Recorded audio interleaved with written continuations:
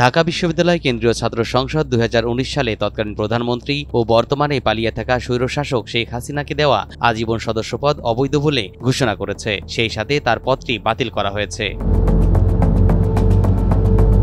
বুধবার সন্ধ্যায় ডাকসুর দ্বিতীয় সাধারণ সভায় এই সিদ্ধান্ত গ্রহণ করা হয়। সভা শেষে বিষয়টি নিশ্চিত করেন ডাকসুর ভাইস প্রেসিডেন্ট সাদিক কায়েম। তিনি বলেন, হাসিনাকে আজীবন সদস্যপদ দেওয়ার বিষয়টি ছিল অবৈধ এবং ডাকসুর গঠনতন্ত্রের বাইরে গিয়ে। ডাকসুর যে গঠনতন্ত্র, সেই গঠনতন্ত্রে কাউকে আজীবন সদস্য বানানো সেটার কোনো ইখতিয়ার নাই।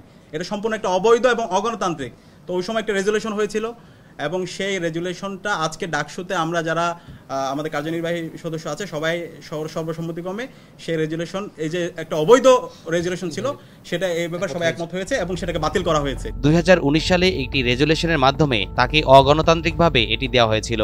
আজকে সবাই সেই রেজুলেশনটি বাতিল করার সিদ্ধান্ত হয়েছে। এদিন সন্ধ্যায় ডাকসুর কনফারেন্স রুমে অনুষ্ঠিত হয় দ্বিতীয় সাধারণ সভা। সবাই ঢাকা বিশ্ববিদ্যালয়ের উপাচার্য ও ডাকসুর সভাপতি অধ্যাপক নিয়াজ আহমেদ খান সভাপতিত্ব করেন। সবাই ডাকসুর ভিপি, জিএস, এজিএস সহ পূর্ণাঙ্গ কার্যনির্বাহী পরিষদের সদস্যরা উপস্থিত ছিলেন।